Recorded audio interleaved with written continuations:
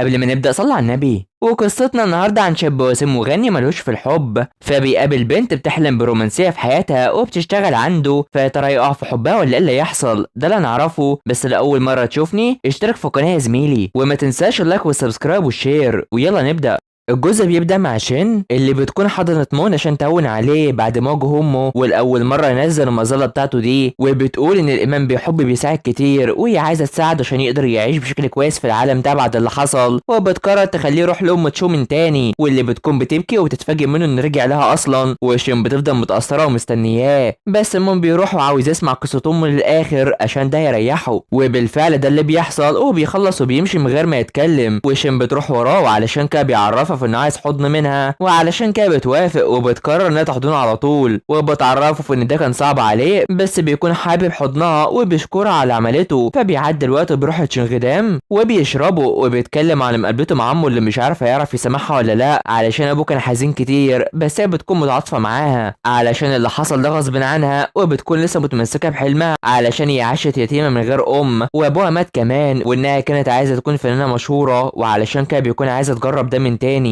بس شايفه في ان ده عدى الوقت عليه وعاوزه حاليا تكون سندريلا، وشايف ان ده مش لايق عليها، ولما بتهزر معاه وبتضربه بيمسك ايدها وبيأثر فيها وبيضحك علشان هي قويه وشايف انها واثقه من نفسها وعاوزه تتابع قلبها، بيقرب منها بيقول انها جميله جدا وهو لسه واعي ومستقران، وبتستغرب ان بتغزل فيها كده وشايف انها بنت كويسه جدا، ومهما تنكر بيفضل مصر على رايه فيها وبيكون عاوز يعرف اللي عاوزه تعرفه عنه، وعلشان كده بتفتكر وقت ما طلبت منه ده وبتتخيل انه بيقرب عليها وبيكون عاوزها على طول وبترتبك وبتكون خجلانه جدا، وبيلاحظ ده وبترفض تعرفه عن اللي عايزاه، فبيعدي الوقت وبيروح يوصلها وعاوزاه يمشي بس بيكون رافض غير لما يطمن عليها انها تروح الاول، وبيكونوا فرحانين هما الاتنين من بعض ومستناه وحابب انه يشوفها على طول حتى لو هو هيشوفها بكره، وبيودعوا بعض هما الاتنين وبيكون فرحان ومركز فيها ولسه واقف ومستني يشوفها اكتر من مره، وبيودعوا بعض هما مبسوطين جدا، فبيعدي اليوم عشان اللي بتقوم وبتعمل شعرها زي فيديوهات وبتفكر في مون وبتكون هتقع في حبه او هي بتحبه اصلا، بس انا جيم بتيجي وبتكون شايفه في انها مش جميله وعامله زي الحبار المحروق، وبتقرر تروح تمسكها من شعرها وبيتخانقوا هما الاتنين علشان هما كده على طول، ولما بتكون تتخانق معاه بتوقفها وبتعرف انها تجيب لها طعام وهي راجعه من العمل، وعلشان كده بتهتم بشعرها وشكلها اكتر، فبنروح لمون اللي بيكون قايم فرحان وبيفتكر وقت حضن شين ليه وبيكون فرحان كتير وبيرقص كمان ومبسوط في ان علاقته مع شين بقت كويسه بشكل كبير كده، وبيروح يلبس ملابس كويسه علشان يوقع شين في حب اكتر، ولما بيكون ياخد المظله بتاعته بيفكر فيها وبيقرر انه يسيبها ويتخلى عنها وده للمره الاولى، بس بيمسكها وبيفضل يرقص بيها علشان هو واقع في الحب فعلا، فبيروح يتقابل معاه وبيطمنوا على بعض، وفجاه طفل بيحدف عليهم ميه بس مون بيفتح المظله بتاعته وبيحميها على طول، وبيكون بدايه انقاذه ليها هوت، وهي بتكون مركزه معاه جدا وشايفه في ان ده كويس كتير وبيتبسطوا وحابه المظله اصلا اللي انقذتها دي وعاوز يعيش من غير المظله علشان هو قوي من غيرها وعاوزاه يديه ليها، وبالفعل بيقرر يديها ده وده بيخليها مستغربه علشان ده مظلته المفضله وشايفه في انه كويس وبتحسس على شعره كمان وبيتبسط على طول، فبيعدي الوقت وبيروح يشتري لها هديه وورد ومستني انها تحضنه من تاني، وفجاه دنقه بتشوفه وبتتصدم منه ومش عارف هو بيعمل كده ليه، وبالفعل بيروح يقابلها وبيعرفها في انه بيحب شين وشايف انه بقى بيحب واحده وبقى له نقطه ضعف ومش هتتخلى عنه بسهوله كده علشان هي فقيره، فازاي يرتبط بها بسهوله كده، وبتعرف انها ممكن تتخلص منها بكل سهوله وعاوزاه يحميها على طول علشان انه يدافع عن شخص اصعب من الهجوم عليه، وبتيجي تمشي بيوقفها وعاوزاه تقول له على اللي بيعمله، فبيعدي اليوم عشان اللي بتروح بتوقع المشروب ده عليها، وفجاه مون بيجوا بيعرفون انه يعمل حفل زفاف ويلغي كل حاجه وان ده حفل زفافه مع دنقاه، وده بيصدم شين بشكل كبير وبتفضل دنقاه تستفز فيها اصلا، وشين بتكون مصدومه جدا وبتكون خلاص هتبكي، بس انا دونغ بيجوا بياخدها وبيمشي وده بيضايق مون بشكل كبير، فبيروح يعرفها في انها بطه تتخدع في حيل مون وبلاش تحزن، وبيقدم لها انها تروح معاه المانيا وهو يهتم بيها علشان يروح لمهرجان افلام هناك وعاوزه تبدا مهنه جديده وبتستغرب انه بيعمل ده علشانها، فبيعرفها في انه يتبع قلبه ويكون مستنيها وقت ما تقرر تعمل ده، فبتروح تفكر في عرض دهونغ وبتقول ان مفيش حاجه بتربطها بمون وبتفكر في العمل فعلا، فبنروح لمون اللي بيكون قاعد ومش طايق نفسه وبيشوف دنقاه بالفستان ده وبتلاقي انه مش مهتم بيها خالص، وعلشان كده بتروح تكسر كعادتها وعايز عايزاه ينفذ الخطه وكلامه ويكون معاه ويختار، وعلشان كده بيفضل يتريق عليها علشان هما مش واقعين في الحب فعمره ما يكون حنين معاها، وعلشان كده بتتعصب عليه علشان هي احسن من شين ولازم يركز عليها اصلا، وبتفضل تصرخ وبتكون بتكره كل حاجه وبتبكي، وعلشان كده بيروح يوقفها وبيعرفها في انها جميله وشايف انها لما تعمل ده بتبوظ جمالها اصلا وبيأثر فيها وبيخليها تبكي على طول. فهنا شين بتبكي على مون وبتفضل تكسر التوم عشان يخليها تبكي اكتر وتستغل الموقف بقى، وبتكون مصره على ده ومش بتسمع كلام هوانغ ولا سوجين اللي بتجيب هون معاها، والكل بيستغرب وبتعرفهم في انهم كانوا فاهمين غلط. بس جين بتروح تهدده بالضرب اصلا ولا عاوز يتهاجن المره دي وعاوزه تجرب فيه المره دي، وبتروح عليه وبتقرر انها تاكله بالعافيه وبيقرروا يدخلوا في العيله. فشين بتروح تفكر في انها تروح لالمانيا مع دهونغ بما ان منى هتجوز، بس في الحال بترسمه وبتكون حزينه جدا ومش عارفه تعمل ايه علشان هي بتحب مون اصلا ونفسها تتوصل لحل. وفجاه هم بيجي لها هو بيكون بيطبخ وبيعرض لها الطعام وبيكون بيقول اسماء طعام كتير عشان يجوعها، وبتعرفوا انها ما كانتش فاكره علاقته مع سوجين هتنجح، وهو كمان كان مفكر كده لغايه ما شاف ان حلمه معاها اصلا علشان هي خدت منه مال، وجين ضربته لغايه ما فاق علشان شاف نفسه شخص كويس وبيتاثر وبيأثر فيها وبيمشي، وهي بتكون حزينه جدا. فبنروح لدنقل توصل لابوها وبيرحب بها وبيكون بقى كويس بما ان خبر جوازها، ولما بتقرب منه بيبعد الطعام وبيخاف جدا، وبتروح تشوف انه فرحان انها تتجوز وبتبكي عشان هي كانت بتحب مون ومش عاوزه انها تتعامل كده وشايفه نفسها كويسه وعاوزه ترتبط بشخص يحبها علشان يستحق ده اصلا، وبيفضل يهون عليها. فبيعدي اليوم على تشنغدام اللي بتكون مقفوله والكل واقف بره ومش عارفين يوصلوا لمون، وبيفكروا في انهم في اجازه اصلا وشايفين في انهم كده ياخدوا اجازه علشان يكمل ترتيبات جوازه، وبيتفقوا على الخروج وبيمشوا. بس يو بيروح وهو عارف اللي شين حاسه بيه وبينصحها انها تروح وتقابله قبل ما الوقت يعدي، وبالفعل بتفكر في انها تروح وتقابله بس بتكون مش عارفه تروح وتواجهه بده علشان عندها مشاعر ليه، وبتقرر انها تروح وما تتراجعش في اللي هتعمله. فبتروح له وهي فرحانه بس بتشوف انه متاذي وبيرفض يخليها تهتم بيه وبيكون مش طايقها، وبتتحجج انها جت ليه بسبب الاجازه المفاجاه دي، وبتروح بتلاقي انه مرهق وبتكون عايز تمنعه يتجوز من دنقاه علشان هي معجبه بيه، وبتقرر انها تشيل المعطف بتاعها وعاوزه تقول اللي جواها. فبتسال عن الاجازه وبتعرفه عن عرض دونغ ليها انها تروح معاه لالمانيا، وعلشان كده بيوافق انها تروح وبيصدمها علشان هو ده اللي كانوا عايزينه من البدايه، وان وجودها معاه ملوش لازمه، وبياكد ده لها وبيصدمها وانه كان لطيف معاها ويكون كويس وهي مع دهونغ، وشايفه في ان اللي بيقولوا ليها ده بيجرحها، وشايفاه في انه كان بيتلاعب بيها وما كانش صادق معاها اصلا، وبتقرر انها ما تقابلوش من تاني وبتيجي تمشي بيوقفها على طول، وبيعرف انها تبص في عينه وبيقرر يبوس على طول، وعلشان كده بتمنعه بيقول ان الراجل لعوب بيكون كده، وعلشان كده بتضربه وبتمشي على طول وبتأثر وهي بتمشي وبتكون بتبكي ومش عارفه ليه بتتعامل كده، وبتفضل تبكي بعد ما مشت، وكمان مون بيكون بيبكي ومش عارف ده حصل له ليه، خصوصا انه بيحب شين كتير، وبيقرر يروح لتشنغدام عشان يشرب وبيشوف الخاتم اللي كان جايبه ليها، بس فجأة في عصابة بتجيله وبيقرروا انهم يكسروا كل حاجة وبيعملوا ده، ومون مش بيهتم بس رئيسهم بيروح يضربه علشان خلى بنته تبكي، ولما كانت بتحبه كان اذوه، ولما مون بيشوف ان الخاتم ضاع بيستسلم خالص، فبيعدي الوقت ومكان متكسر، وهيونا ابوه بيجيله وبيعرفه انه قال له انه ما دهرش على الحب، وبيعرفه ان امه كانت بتحبهم، وبيكون مش عاوز يتخدع، وبيواجه ابوه انه مش عارف يعيش كده، وبيقرر انه يقطع العلاقات بينهم ويقفل تشنغدام ويروح ليها ويشوف هتقبله ولا لا علشان ما فيش شخص واحد في العالم ده بيحبه. فبيعدي الوقت وبيتاسف لشين عشان هو مش بيستقل بيها وشايف ان حياته صعبه وبيبكي عليها وبيتمنى في انها تكون سعيده في حياتها، والحقيقه ان شين بتفضل تبكي حتى وهي نايمه وبتكون ملاش نفس لاي حاجه، وبتلوم حظها وحلمها عشان بسببه مون ما كانش بيعملها بصدق،